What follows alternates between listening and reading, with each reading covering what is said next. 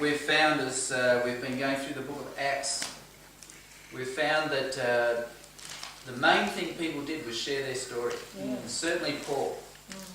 From the time he was converted on the road to Damascus back in chapter 9, every time he had an opportunity, he shared his testimony. This is what happened to me. And this is what we're going to look at today, and then we're going to draw out, and each of us can easily draw out our own testimony. It's not a big deal, but if you have a little sort of skeleton in your mind what it is, you can adapt it to any situation, because that's what Paul did. Depending on who he was talking to, depending on what part of his story he emphasised.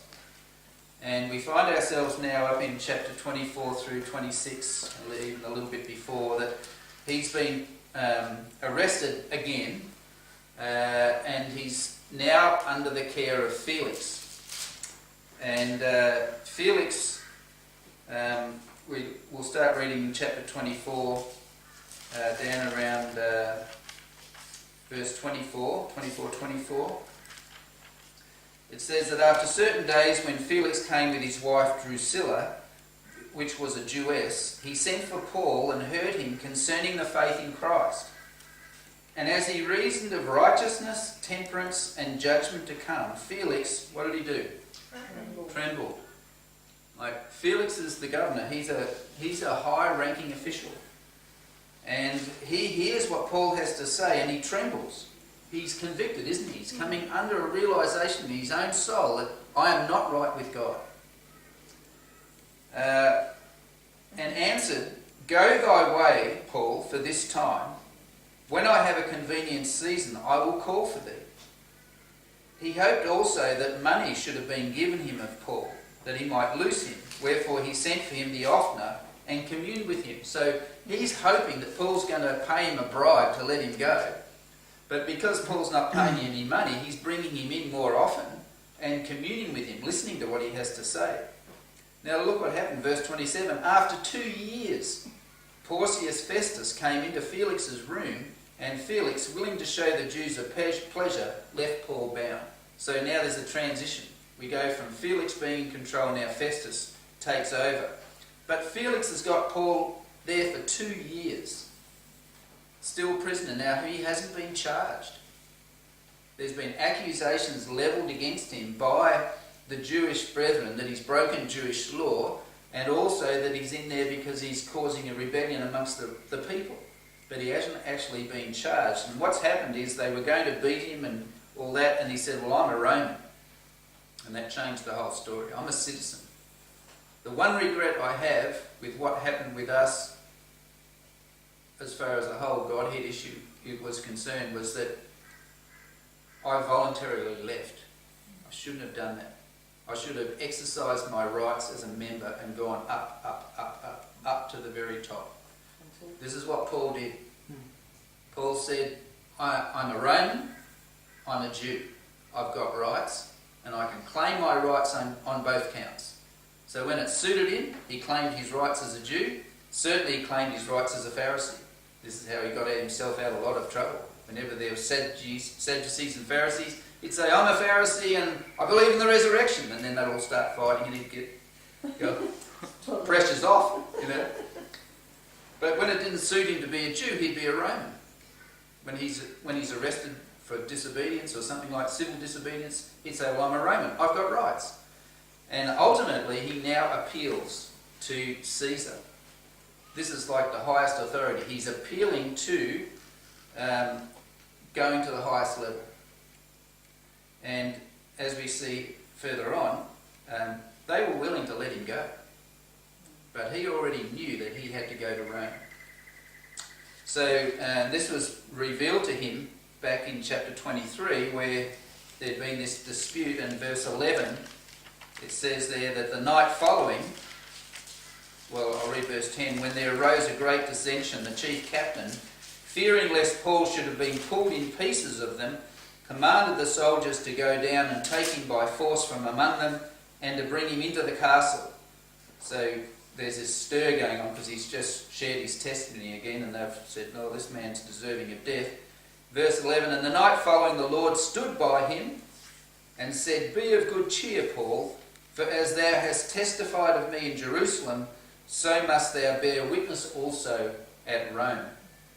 How encouraging to be captured, put in prison, to be bound, and that night the Lord comes and stands by you. Isn't that a wonderful thing? And speaks to you. Be of good cheer, Bob. Be of good cheer, Chris. Be of good cheer, Alina. Thou hast testified of me in Jerusalem, so that thou must bear witness also at Rome. So he knows he's going to Rome. The Lord stood there and told him. So he knows what's happening. Despite the appearances, as this is looking bad, you're on my journey. You're my spokesperson. So we find Felix, whose wife is Drusilla, and now Felix is... There's a changing of the guard. Festus takes over. Verse 25, chapter 25. Now when Festus came into the province after 3 days, he ascended from Caesarea to Jerusalem. So he goes, they keep saying ascended when they're actually going south, but that's okay. Jerusalem's uphill. Yeah, it's all uphill. Maybe everything aims towards Jerusalem. So they go to Jerusalem. And the high priest and the chief of the Jews informed him against Paul and besought him and desired favour against him that he would send Paul to Jerusalem, and they were laying wait in the way to kill him. So there'd been a group of men earlier who'd taken a vow they were not going to eat or drink until they killed Paul. This is a fair while later, 2 years later. They hadn't been eating or drinking for 2 years. They wouldn't be too well by now, would they? But Festus answered that Paul should be kept at Caesarea, and that he himself would depart shortly thither. Let them therefore, said he, which among you are able, go down with me, and accuse this man if there be any wickedness in him. And when he had tarried among them more than 10 days, he went down unto Caesarea, and the next day, sitting on the judgment seat, commanded Paul to be brought. Now Caesarea is Caesarea Maritima. It's up on the coast, up towards Mount Carmel. It's up that side. It's Caesar's holiday resort. That's where he used to go for holidays. And so he commands that Paul be brought. And when he was come, verse 7, the Jews which came down from Jerusalem stood round about, laid many and grievous complaints against Paul, which they could not prove. While he answered for himself, neither against the law of the Jews, neither against the temple, nor yet against Caesar have I offended anything at all. You've got nothing on me. But Festus, willing to do the Jews a pleasure, answered Paul and said, Wilt thou go up to Jerusalem and there be judged of these things before me? Paul says, No, I'm not going there. Verse 10. I stand at Caesar's judgment seat, where I ought to be judged. To the Jews I have done no wrong, as thou very well knowest. For if I be an offender or have committed anything worthy of death, I refuse not to die. How's that? But if there be none of these things whereof these accuse me, no man may deliver me unto them. I appeal unto Caesar. So he's saying this is a civil charge that I'm being charged with. These Jews are coming in and laying these false charges. I'm not going back to Jerusalem with them. I know what's going on. They've tried to bump me off before. I refuse to die. In other words, what he's saying is, I want to be guarded by Caesar's guards. I'm under your protection. I appeal to Caesar. Now, as soon as he makes that statement, I appeal unto Caesar, every Roman citizen had the right to appeal to Caesar. That's how high esteemed a Roman citizenship was. You had rights. And that means that now Festus, Felix and Festus and the others, they now have to make sure that he's guarded and protected. And after certain days, verse 13, King Agrippa and Bernice came unto Caesarea to salute Festus. Now, Agrippa is the great-grandson of Herod, who killed all the babies when Jesus was born. So this is his great-grandson, the son of Herod Agrippa, earlier, who was happening in Acts. He died about age 50 or something. And his son, Agrippa here, was too young to take his position. But after about 10 or 15 years, he was able to take this position. So he's now in this position as king. Agrippa, he knows a lot about Jews. He's pro-Jewish, and Bernice is his sister. Now, historically, they suspect that they were in a what do you call it? Incestuous relationship. She'd been married a couple of times, and now she's there with Agrippa. Now, the interesting thing is that Felix's wife, Drusilla, is Agrippa's sister.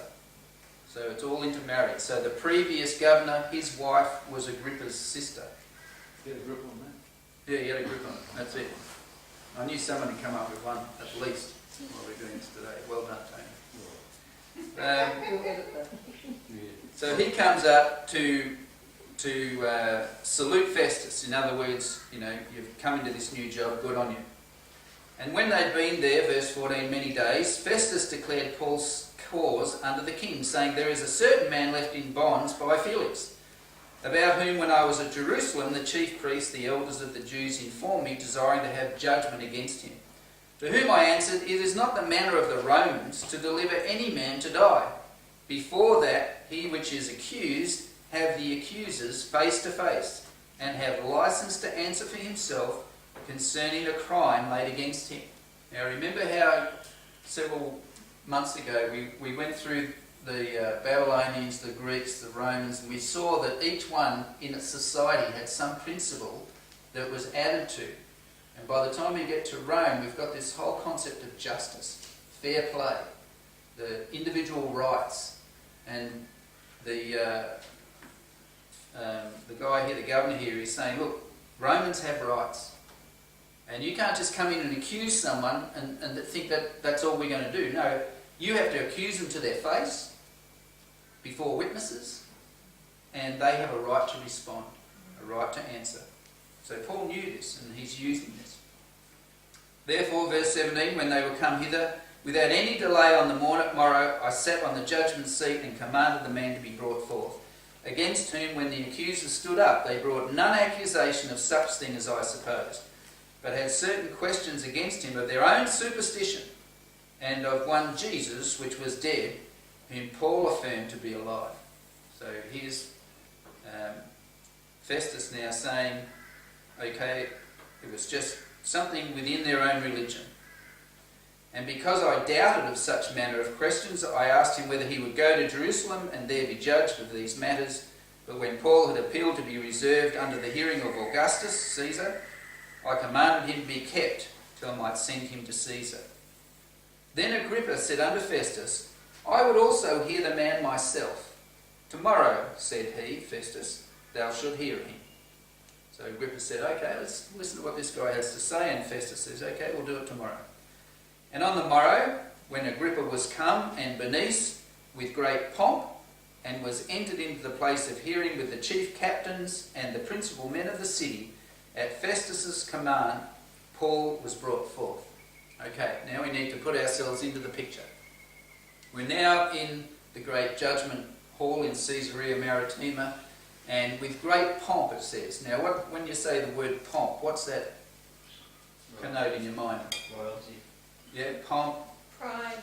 Ceremony. Celebration. Ceremony. Yeah, pomp is more ceremony. It's a big to-do, isn't it?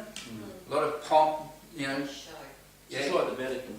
Trumpets being blasted, introductions, and notice who's there.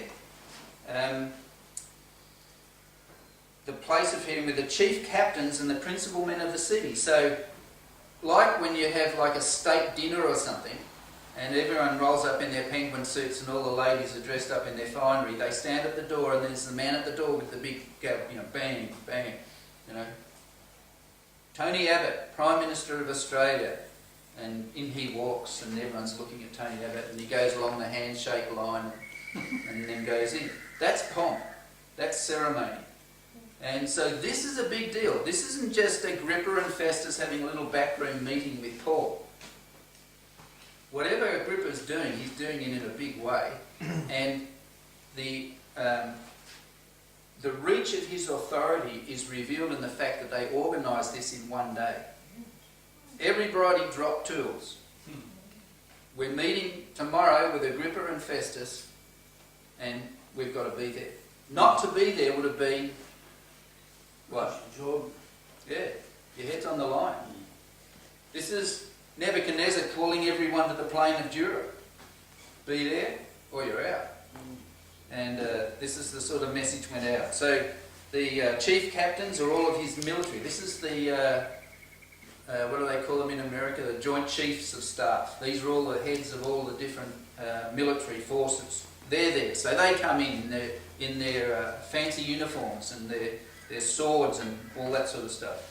And also the principal men of the city. Who are the principal men of the city? Who are you going to have? The mayor. You're going to have the mayor, the head of governance, yes. Who else are you going to have there? Police.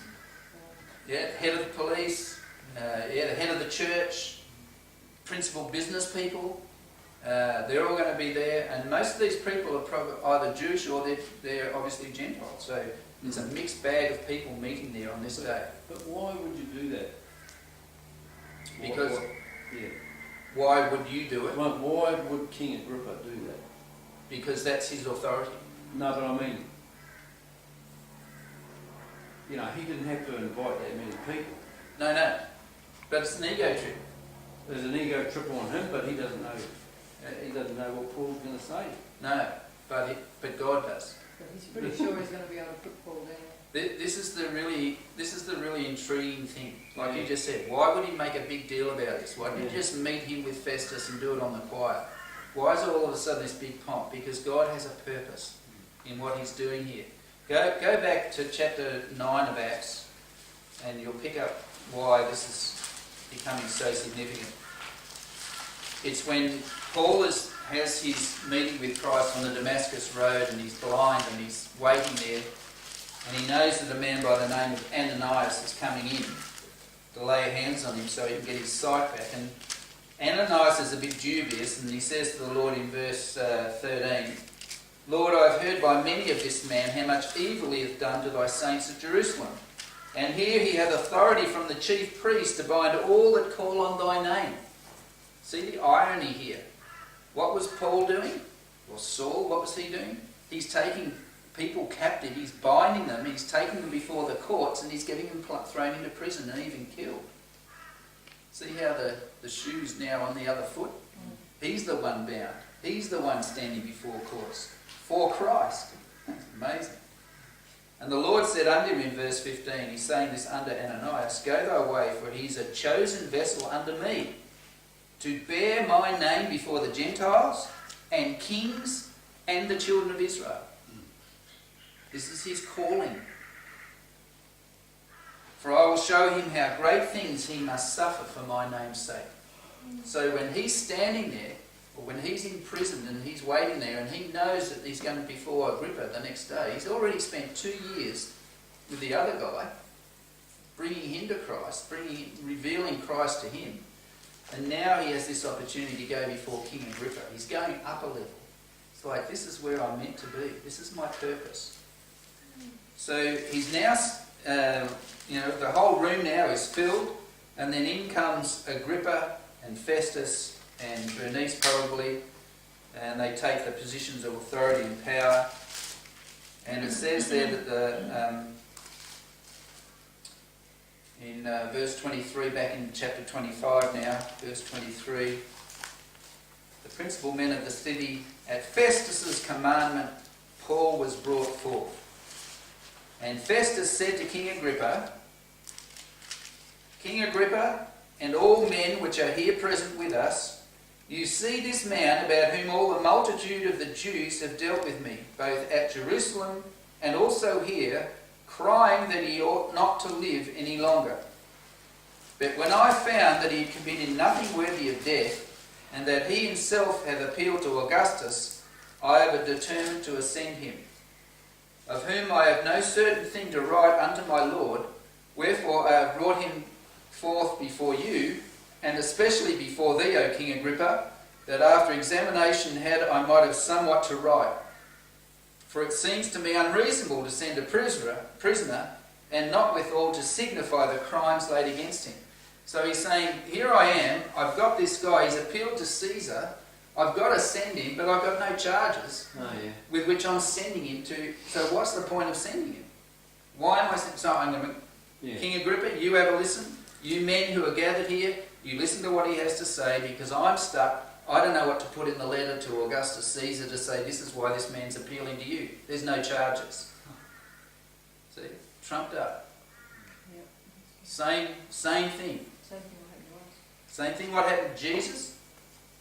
They treated a master like this, they're going to treat Paul like this. They treated the master and they treated Paul like they're going to treat you like this. Be ready. Don't look at your circumstances and say, oh, I'm bound and I can't testify. God is ordaining things in a certain way, and you're going to find yourself in a position where you're going to be standing before kings and princes and the heads of state, the heads of military. Don't be overwhelmed by the pomp.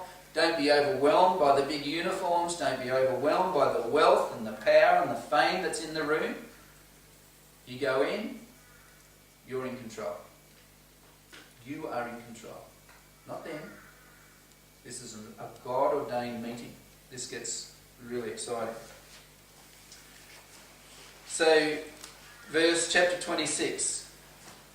Then Agrippa said unto Paul, Thou art permitted to speak for thyself.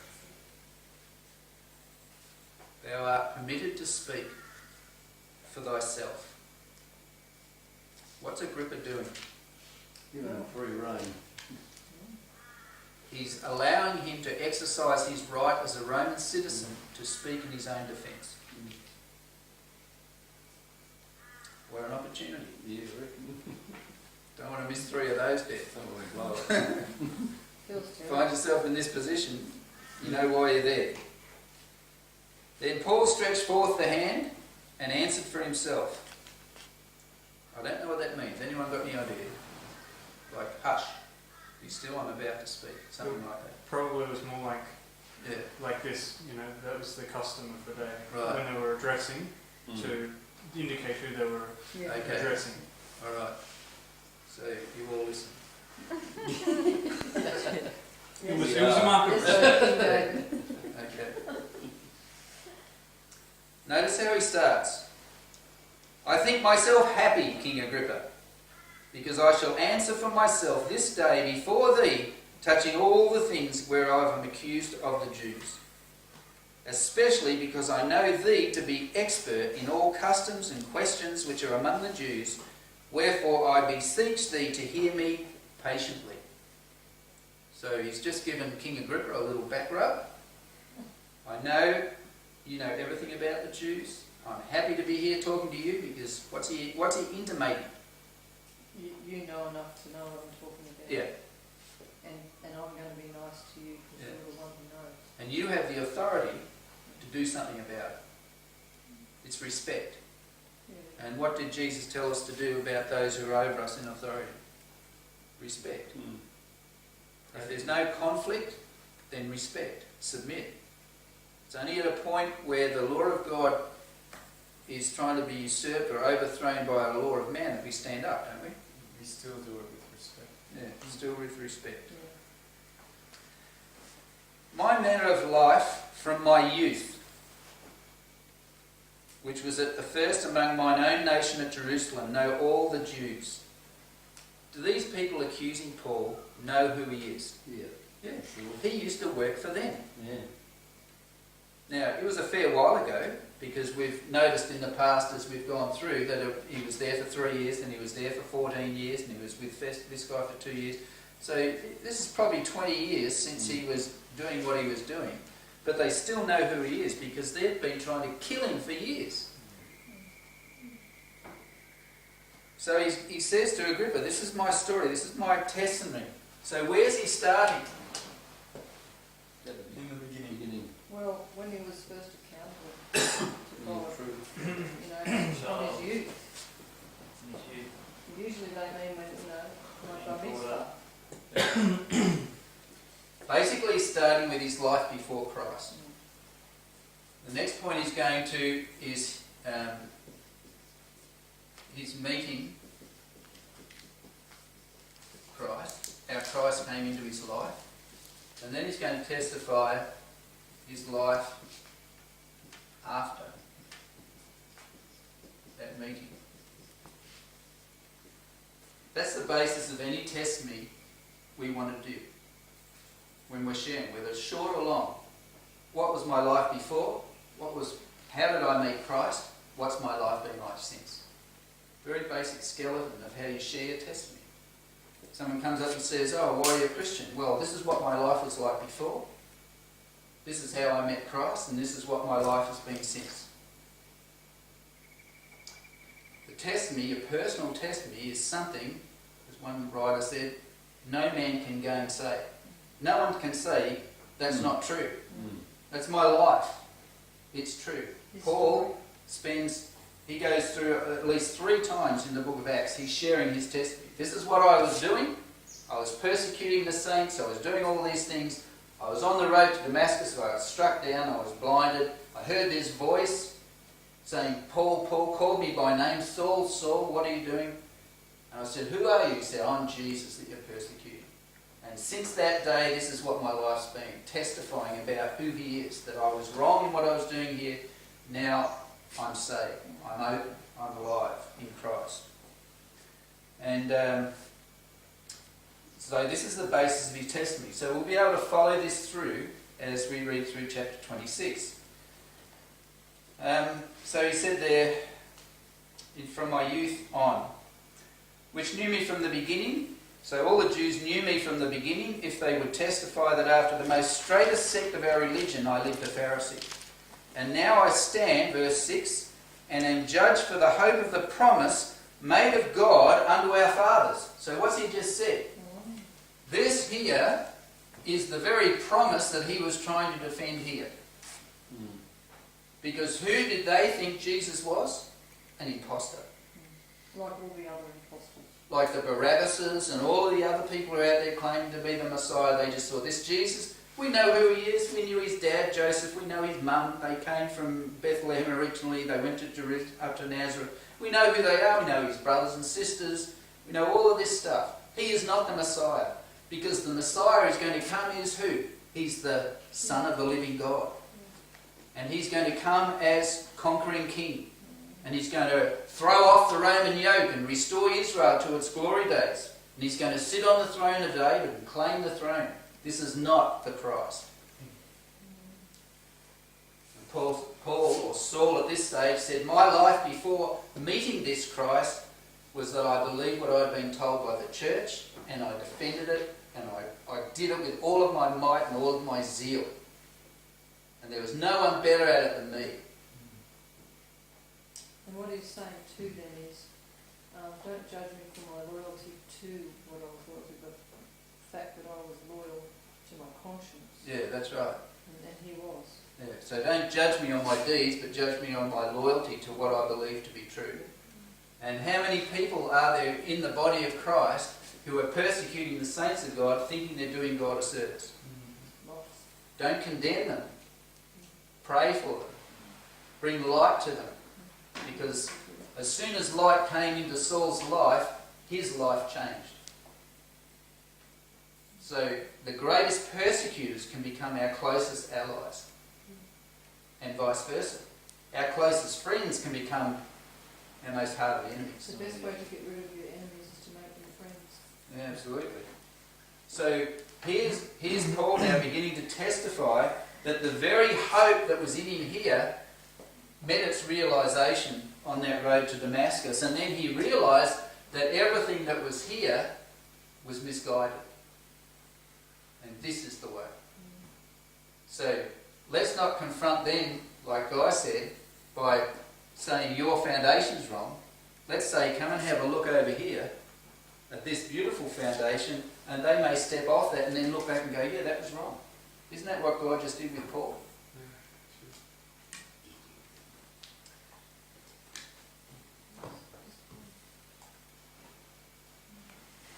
I keep losing my place, so someone keep telling me where I'm up to. 26:7.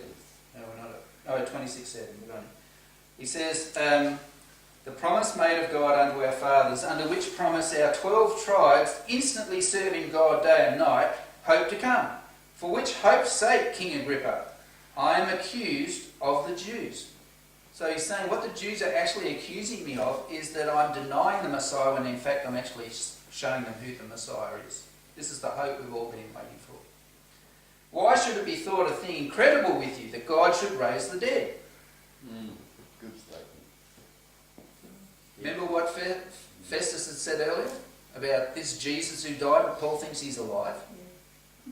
Well, why is that a problem? God can do anything. Because it's never been done in their religion. But Jesus raised how many people from the dead? That's very well known. And who were the Jews trying to kill again? Lazarus. Lazarus. Now we don't only have to bump off Jesus, now we've got to take Lazarus out again. He says, verse 9, I verily thought with myself that I ought to do many things contrary to the name of Jesus of Nazareth, which thing I also did in Jerusalem, and many of the saints did I shut up in prison, having received authority from the chief priests. And when they were put to death, I gave my voice against them, and I punished them oft in every synagogue, compelled them to blaspheme, and being exceedingly mad against them, I persecuted them even unto strange cities. Whereupon, as I went to Damascus with authority and commission from the chief priests, at midday, O king, I saw in the way a light from heaven, above the brightness of the sun, shine around about me, and them which journeyed with me. So he says, this is what I was doing. I was persecuting. I was the head honcho out there. And I was out doing all of that. And I was even persecuting them and going to strange cities, unfamiliar territory, places where I shouldn't even actually probably go. That's where I was going. And as I was heading for Damascus, this is what happened. So he was going outside of the jurisdiction of Israel Yeah, to persecute these Christians. yeah. He was a zealot. Right? This is territorial incursion. This is when you're fighting in Vietnam and you move over into Cambodia and come back. You're crossing over into the territory. It's dangerous business. Makes you wonder how some of these saints said what their first thought will be when they see him in heaven. Yeah. Yeah. True. Yeah, I Well, remember What are you that. doing Go here? back a few chapters and he says, I was the one standing there holding the coats of the guys when Stephen was killed. Now, who's Stephen looking at? You know, isn't he going to get a surprise? Because one of the pricks that Jesus talks about right here was probably at that time when Stephen was being stoned to death. Yeah. And he's watching and there's something in his heart that's just not sitting right. You know, something's just a little bit uncomfortable here. This is the Spirit of God just saying to put a little pressure on. Oh, so that's what that saying means. So his own conscience is Freaking. giving him. Okay. Yeah. Verse 14, and when we were all fallen to the earth, I heard a voice speaking unto me and saying in the Hebrew tongue. So he's now moving from there into here. How long has it taken him to move from there to there? Not very long. How many minutes would it have taken you to read what he just said? A minute? 2 minutes? 3 minutes at the max? Not long. Verse 14, when we were fallen to the earth, I heard a voice speaking unto me and saying in the Hebrew tongue, Saul, Saul, why persecutest thou me? It is hard for thee to kick against the pricks, against the goads, against the pricks. It's hard, he's saying. Why is it hard for Paul to kick against the pricks? You know that it ain't hard. He's doing it wrong. Exactly. He understands conscience. It's this, isn't it? It's the heart. But he doesn't understand why that's happening. Where's his heart? He thinks it's in the right place. His heart's for God, isn't it? Yeah. His heart is for God. Where's his head? With the law on the land. The head's with the church. His heart's with God, his head's with the church. Because he believes the church and God are one and the same thing. That one is representing the other. He says, there is God, there is the church. The church is the channel through which God speaks to me. So my loyalty initially is to the church, ultimately to God. Now he's in conflict. Because his heart is saying, this isn't right. Something's not right. His heart is being pricked. His conscience is being pricked. But he still has this loyalty in his head to his church. God has to come in and separate those two things and say one is not necessarily the other. It's hard for you to kick against the pricks because your heart is for God. And where does God speak to us? More often than not, to our hearts rather than our heads. And I said, who art thou, Lord? And he said, I am Jesus, whom thou persecutest. But rise and stand upon thy feet, For I have appeared unto thee for this purpose, to make thee a minister and a witness both of these things which thou hast seen, and of those things in the which I will appear unto thee. So Jesus is saying, okay, you're now going to stand on your feet and you're going to start to testify of the things that you've seen. Before Christ. Yeah. And now that he's seen the light, as the saying goes. But also of those things in the which I will appear unto thee. So as he's now going through his life, as we just saw a moment ago, he was told, it's okay, you've testified before me in Jerusalem, now you're going to testify to me in Rome. So he's being shown these things as he's going along. So we need to have that expectation too, that God is going to reveal to us, what's my next step?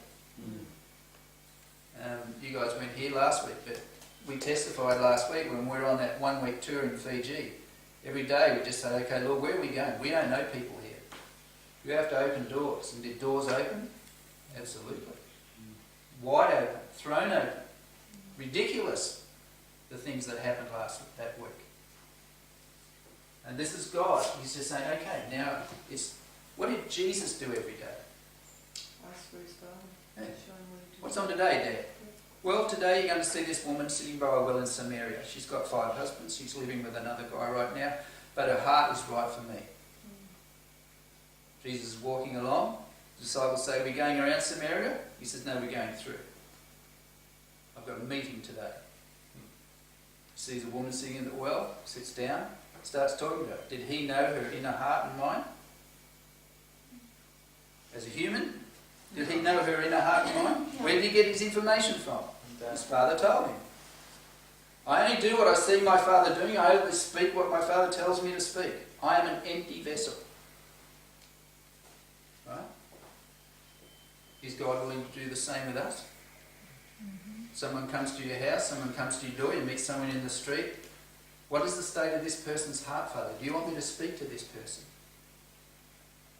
If you don't, afterwards, how do you feel? Like I feel. Yeah, bad. The other thing I was thinking is, for God to call Saul to this great task, to make you a minister and a witness both of these things which you have seen and of those things in which I will appear to you, God must have known that he could trust Paul with this great task. Absolutely. So he's seeing that, like you were saying, Paul's heart is in the right place. All he needs to do is change his allegiance on a human level, on an institutional level. Yeah. And so it's like, for us, you know, when we can be trusted with the little things, then God will entrust us with the bigger things. And you don't even have to be 100% totally faithful in all the little things before God will start laying bigger things. Right? Because God is working with the heart. If the heart is right, the mind's going to come into line. So Paul here is going, I want the Christ to come. Yeah. But I'm going to be really sure that when he comes, that we're going to be in the right place to receive him. He's misguided. Right? His heart's right, but he's just in his head, he's misguided. He's been given false theology. Right? Wrong gospel. Christ comes in and says, I know your heart. And I know that when your mind is realigned with your heart, you're going to be a power for me. Right? Verse 19, he moves from step 2 into step 3. How long did it take to talk about his testifying to Christ? A couple of minutes. 4 verses. 5 verses. Didn't take long. He now moves into stage 3. Verse 19. Whereupon, O King Agrippa, I was not disobedient under the heavenly vision. What's he saying? Ever since that moment, I've been faithful. I've done exactly what God told me to do. And you're telling me that's a crime? If that's a crime, I'm willing to die. Verse 20. But showed first unto them of Damascus and at Jerusalem and throughout all the coast of Judea and then to the Gentiles, that they should repent and turn to God and do works meet for repentance.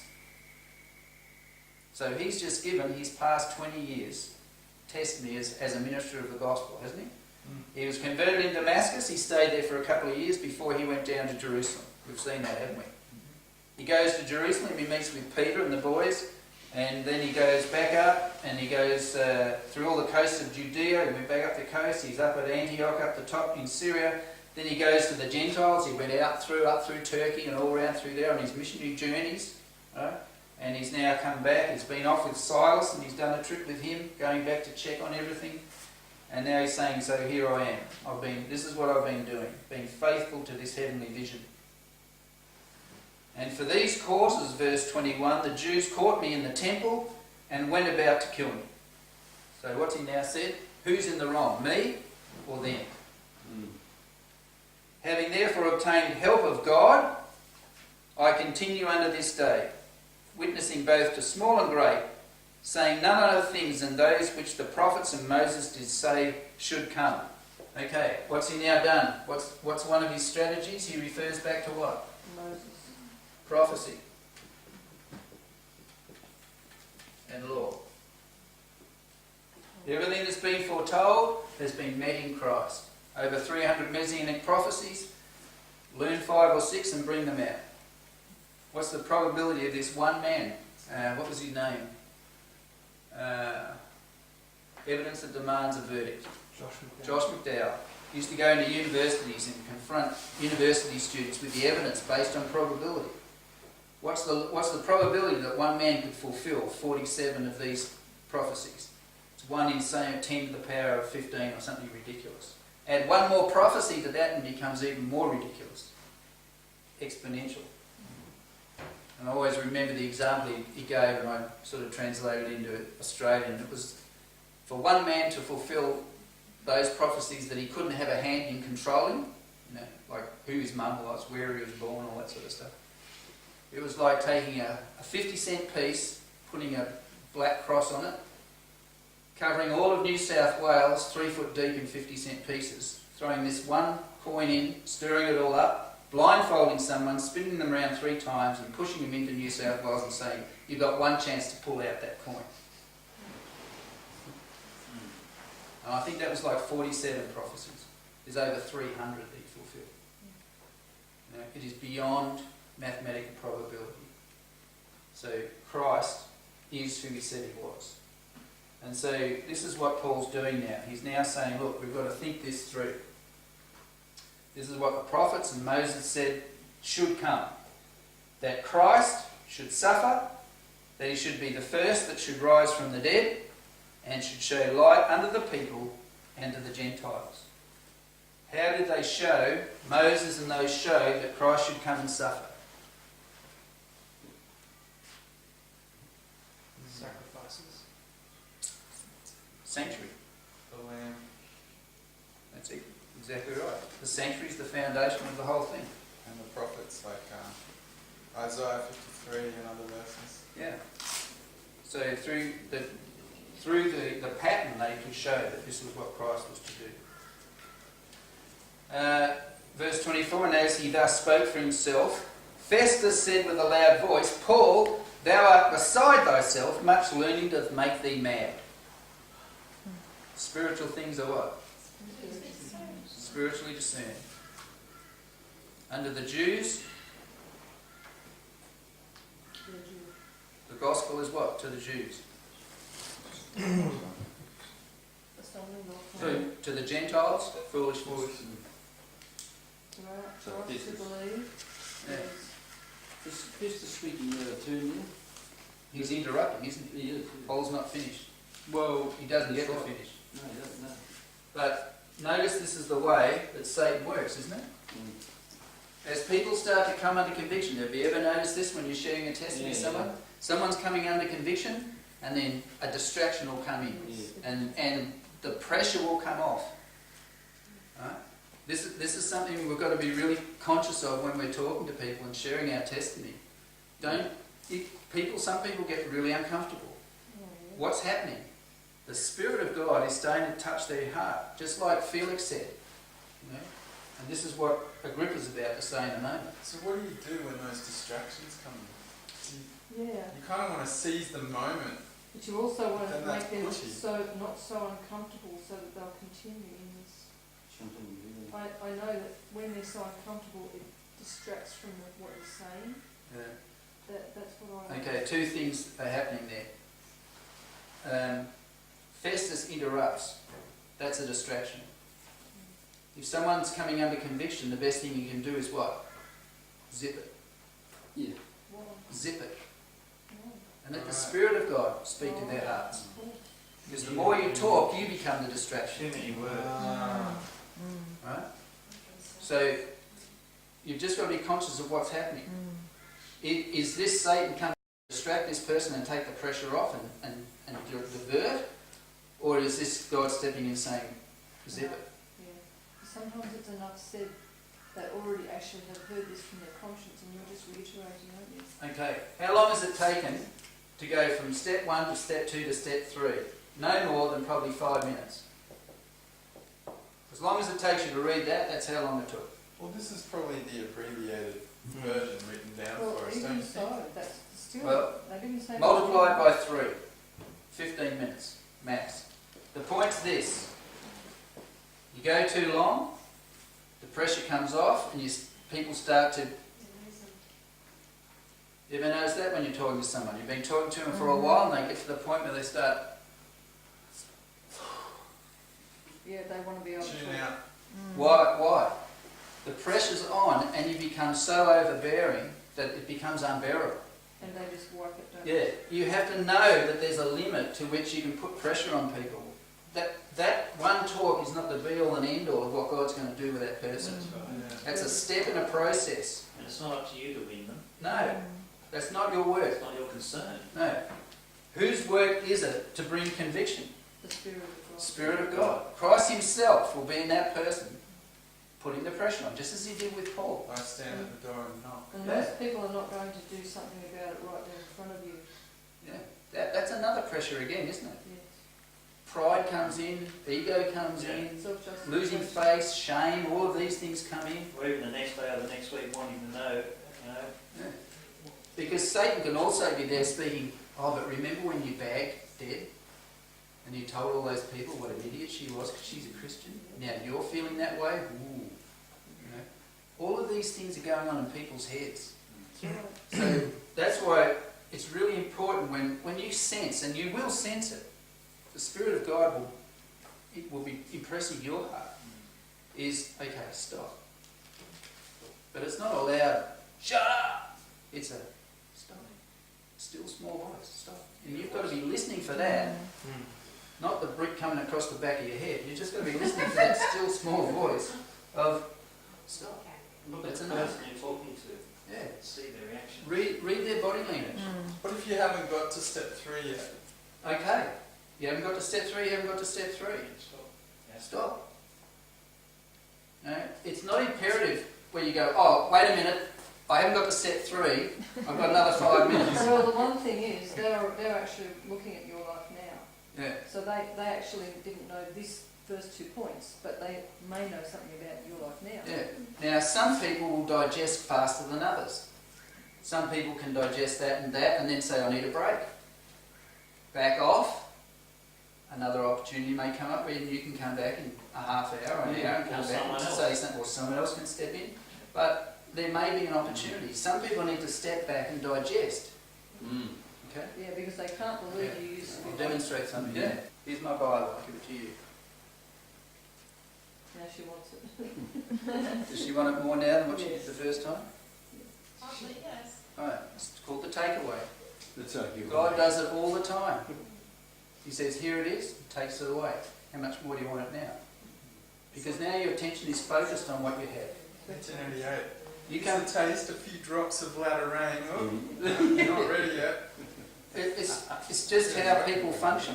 Yeah. See, when I go up to Heather and I do that the first time, I won't do it again because it's nasty. So, if I do that the first time, she doesn't know why I'm giving her the Bible. She doesn't even know if she wants this Bible. All I'm doing is I'm offering her something, and as a human being, if something's offered, usually you take it. It's just general. Because we're what?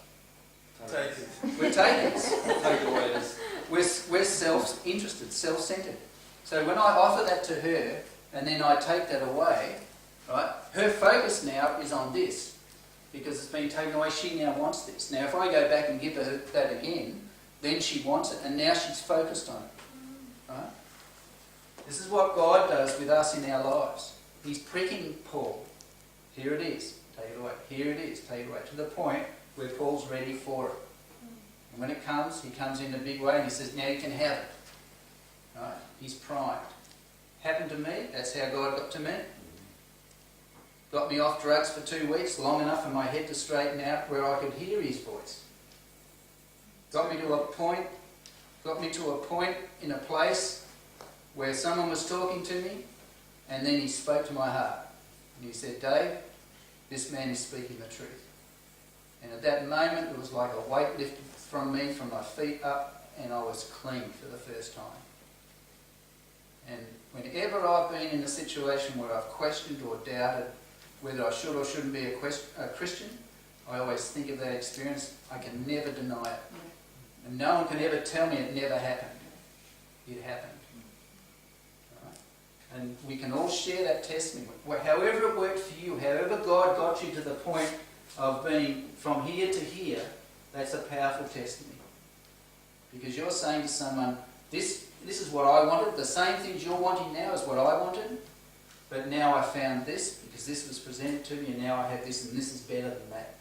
If that's not your testimony, that this is better than that, this hasn't happened. Yeah. That's how you know.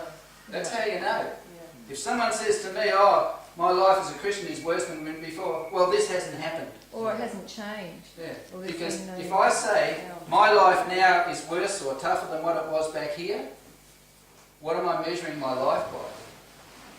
It's not who I know, it's the experiences that I'm having, or it's what I'm lacking materially, or all of that sort of stuff. Right? So this is where we've got to be conscious. This is, in our testimony, this has to be brief, this has to be powerful, and this has to be a strong testimony. This is better than what I had then. Because that's what everyone in the world wants. Everyone in the world who doesn't have Christ is lacking something. And that's Christ in their life. And if we present to the world that having Christ in your life is less than what it was, what I had before, well, there's no attraction. So when you're sharing a testimony, you have to say, my life now is so much better. It's about peace. Think of the things in your life that are better. What's gone from your life now that you had there that you don't have here. You know? Now, very done it. I've just lost my whole place. Okay. 26. Okay. So we can see where Paul's going and how Christ is taking him through. So verse 24, Paul, you are beside yourself. Yeah. Much learning does make you mad. That's right. Now notice Paul's response. That was a distraction. Notice Paul's response. But he said, I am not mad, most noble Festus. He didn't say, I'm not mad, you stupid idiot. You dill. He didn't even roll his eyes. No, he said, in a very respectful tone, I'm not mad, most noble Festus, but speak forth the words of truth and soberness. What did they accuse Peter and all the boys on the day of Pentecost? Being drunk. He said, no, I'm sober. This is sincere. This is straight talking. For the king knoweth of these things. So Festus has caused the distraction, right? So what does that say? If Festus is causing the distraction, he's probably... He's under. Well, he may be or he may not be. But Paul moves his attention. He speaks to Festus. He responds to Festus, but now he turns to the king. Because who's he focusing on? Agrippa. Agrippa's the catch, not Festus. You can get Festus good, but Agrippa's the catch. So he turns and he says, for the king knoweth of these things, before whom also I speak freely, for I am persuaded that none of these things are hidden from him, for this thing was not done in a corner. King Agrippa, you know what's been going on. You're up to speed with what's happening within the Jewish religion. Do you know what one of King Agrippa's tasks were? He appointed the high priest. He appointed the treasurer over the temple treasury. He had a lot of influence within Judaism. He says, you know what's going on. This hasn't been hidden in a corner. You've probably been privy to some of the discussions that have been going on in the secret places about me. I know that you know. King Agrippa, verse 27. Believest thou the prophets? Question mark. What do you normally do with a question mark? With an answer. Wait for an answer. Does he? No. It's retrospective, you know. Rhetorical. Believest thou the prophets? I know that thou believest. What's he now doing with King Agrippa? He's identifying King Agrippa with where he was before. I believe the prophets. You believe the prophets. Your vision is marred. My vision is clear. Believest thou the prophets? I know that thou believest. Then Agrippa said unto Paul, what? Look at this. Almost thou persuadest me to be a Christian. When's he saying that in that assembly? Mate, gives me goosebumps. Good testimony. That 5-minute testimony has brought the king in front of all of that crowd of top people in that town. It's brought the king to a point to say, you've almost convinced me. I'm almost persuaded to be a Christian. Some words. Powerful, isn't it? Notice what Paul says. And Paul said, I would to God that not only thou, but also all that hear me this day were both almost and altogether such as I am, except for these bonds. So he says, not only you, King, but everyone in this room, I wish them all, not just almost, but altogether, totally. That's what I wish, that you accepted Christ fully. And that you could be just like me, except for these bonds. My question is this. In the midst of the power that was in that room, military leaders, business leaders, celebrities, kings, governors, who has the power in that room? The man standing there with his... And he's the richest. He's the richest. His father owns the cattle on 1,000 hills. His big brother is the redeemer of the whole human race. He stands in that place. He's bound. To earthly appearance, it looks like he's the one in trouble. But from a heavenly perspective, always see things from a heavenly perspective. From a heavenly perspective, the Son of God is standing in that room, delivering to those people an opportunity for salvation. Whether they accept it or reject it is not his problem. That's not his problem. That's not his concern, whether you accept it or not. I wish that you all accepted it, fully and totally. But if you don't understand, there is a consequence. But that's for you to determine. And God will respect your decision. That's something we've got to be really conscious of when we're sharing our testimony with someone. Whether they accept it or don't accept it, don't take it personally. It's not you they're rejecting. It's Christ. It just feels like maybe it's the way I've delivered it that has made them respond, oh, if I'd have just phrased it differently, or, you know. Well, that's a learning process. Well, That's a not training only process. that, not only that, sometimes you can see their conviction and the way you deliver it is exactly right, and it doesn't look good at all. I've sometimes preached a sermon and thought, oh boy, that was such a mess. And then someone will come up to me later and say, oh, what you said there really touched me. I'm going, what? Yeah, one or two words of it. Yeah, because I'm measuring from my own head. Yeah, and the words that are spoken from the heart are more powerful than a whole lot of words. And sometimes you have to say a whole lot of words to get one or two from your heart. Yeah. Because I watched my testimony last night at another hear the thing, and it was like I looked at it and I thought, it's not right. Yeah. You know? But I thought, I'm going to share it, I don't care, bang, push the button, it's on Facebook, you know. Someone might get something out of it, I don't know. I'll have another shot at this too. One girl responded and said, I really like the way you spoke from your heart. Okay, well praise the Lord. But Okay. So there you go. I mean, we shouldn't be, be too critical of ourselves, No. because it's the heart stuff that really matters Yeah. when we're speaking from our heart about what God's done in our life. I think the point is that we're not trying to be forceful in convicting Yeah. Yeah. Yeah. Got our job. You're sharing your testimony. Just saying what. This is what God did for me. Oh, this Yeah. one. The point I'd say there, Tony, is that God can take our words, no matter how we deliver them, and use them. The Spirit of God can take those words and impress that person's heart. Because we don't know what's going on in everyone's heart in the room. No, that's right. You don't know. So God can take the same word to each different person in a different way and touch their heart. It's where that person's heart's at that time as to whether it's going to penetrate. Sometimes you just have to trust God that even though you feel like you said the wrong thing, it may have been exactly the right thing. Yeah. And sometimes people need a rebuke, sometimes they need encouragement, sometimes they need a tender word. God's, what does he say? Those whom I love, I rebuke and chasten. So sometimes, you might think, oh, that seemed a bit harsh. But it might be just what God wanted to speak. Okay, so getting to the end, King Agrippa. Thou almost persuadest me. And Paul said, no, verse 30. And when he had thus spoken, the king rose up, and the governor, and Bernice, and they that sat with them, that's everyone else in the room.